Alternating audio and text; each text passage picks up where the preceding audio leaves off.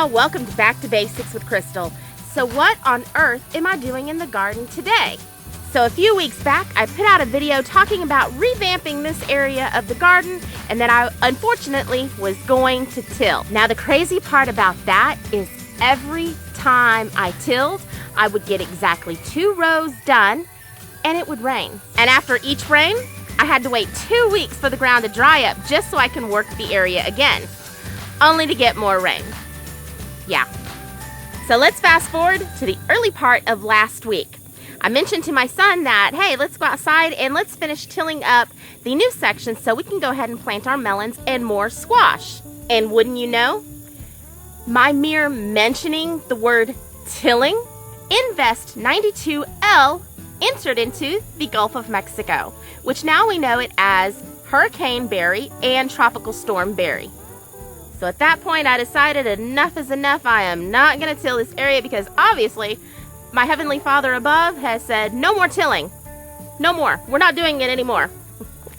Now at this point, I didn't know whether I was going to laugh or cry because it seemed like every time I tilled, rain would come. And just like that, I decided it's time to put the tiller up for the season.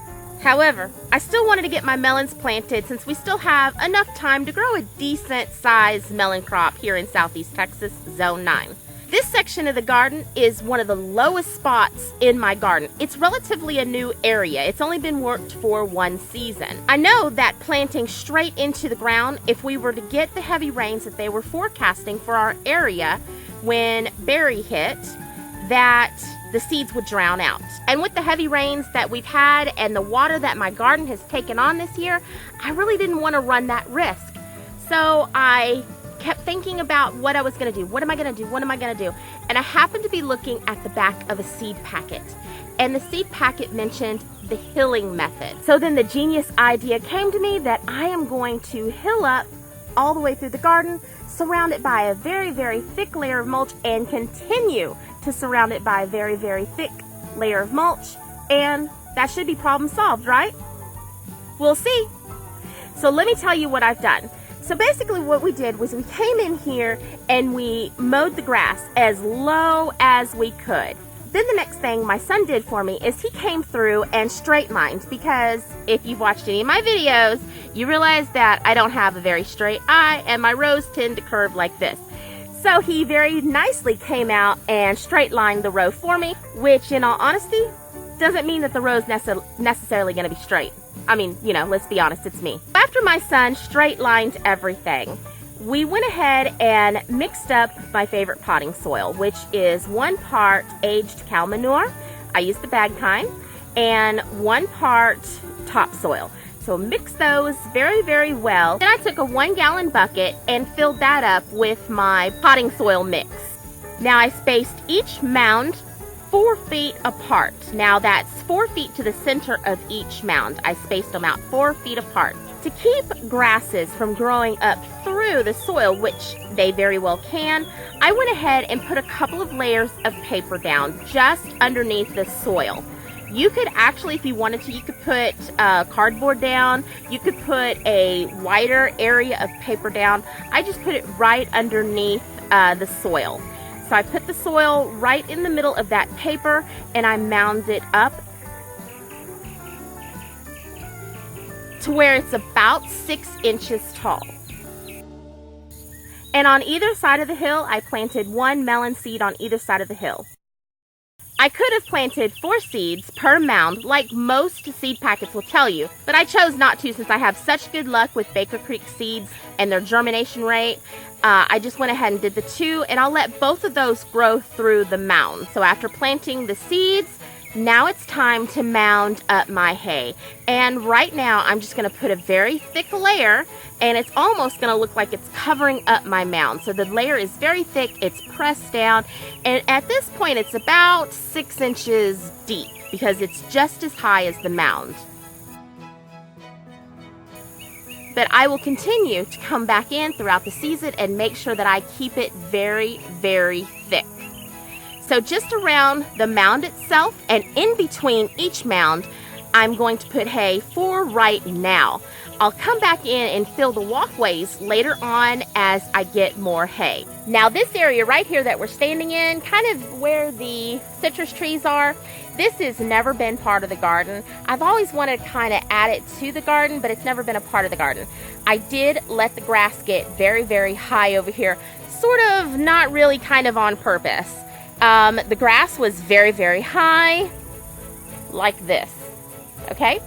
So I came in and I mowed this area down, and I mowed it on its highest setting because I wanted the grass to be long like hay. And this is what they look like. It looks like hay. I'm raking them up and I'm putting them around my mounds rather than bringing in hay. In some areas, it's actually a lot higher than the mound. And you see all this nice green grass, which will just decompose down and feed the soil. And in here, can you see it? There's my mound. And like I said, now this is higher than the mound right now because it still has some more moisture in it. As it decomposes over the next couple of days and dries out, I am assuming it'll get smaller than the mound itself. See, I was able to smush that down. And in that case, I'll just come back with some regular hay. Now the grass over here has never been fertilized. It's never been treated with any pesticides. This is the ideal stuff for my garden. And honestly, why let it sit and decompose right there when it can go and decompose in the garden and feed my soil?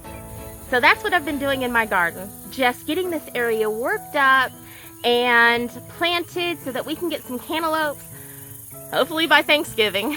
Hopefully everything grows. This is a big, huge experiment. I'm not too sure it will work, but I don't see why not. The roots of the melon plants will be able to break through the paper and we'll be able to break through into our soil here.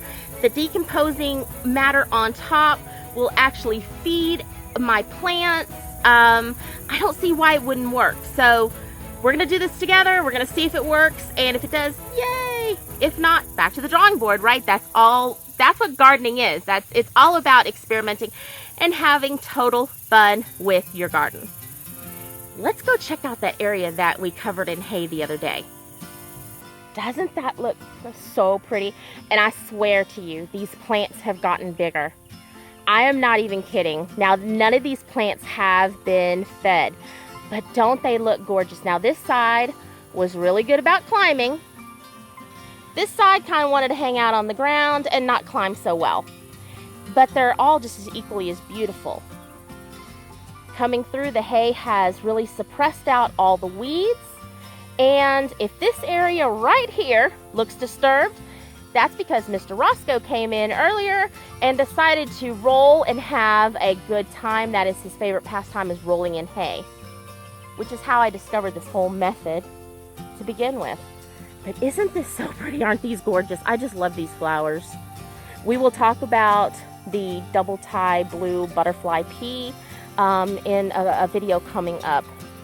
It's just such a special flower. They don't smell. They don't have a scent. But they're just gorgeous. I mean, look at them. Look at them. This video, I'm telling you, I assure you, is not doing it justice. So incredibly pretty. Look at that. Just so gorgeous, each bloom. And I said in a previous video, they are an edible, and they're also a medicinal. So very, very pretty. I love things that are pretty and that you can eat. Let me take you around to this side. I did not show you this side the other day. These are my peppers. Now these peppers, funny story, I thought I had lost this entire row of peppers here. Honestly, I thought so. So I was coming through maybe it's about a little over a month now, coming through to just mow this whole area down. And so I mowed one plant down right there, okay? So, but when I did, I got this huge smell of peppers, and I'm like, wait a second, hold on, why do I smell peppers? So I started digging through the weeds, and all these little pepper plants emerged. Now they did not look like this. They were half the size that they are now and yellow. The weeds were definitely smothering them out. So what I did was I came through here and painstakingly hand weeded this entire area. Just like I showed you over when we did the blue butterfly pea plants in the last video. But these are simply gorgeous. And they're starting to bloom out for me, and they have never been fed. Not one bit of food of any kind. No natural, no chemical, no horse manure, no chicken manure. They have not been fed anything. And you see what this hay is doing. Everything is breaking down and feeding itself. So I wanted to show you guys this area. It's quite lovely. And y'all, that's where we're going to end the video today. I've got a lot more work to do that I'll show you the progress on next time. So if this video inspires you to try something new in your garden, maybe take a chance, go ahead and hit that like button. And if you haven't done so already, please hit the subscribe button as well. I would greatly appreciate that. And until next time, y'all be blessed. Bye now.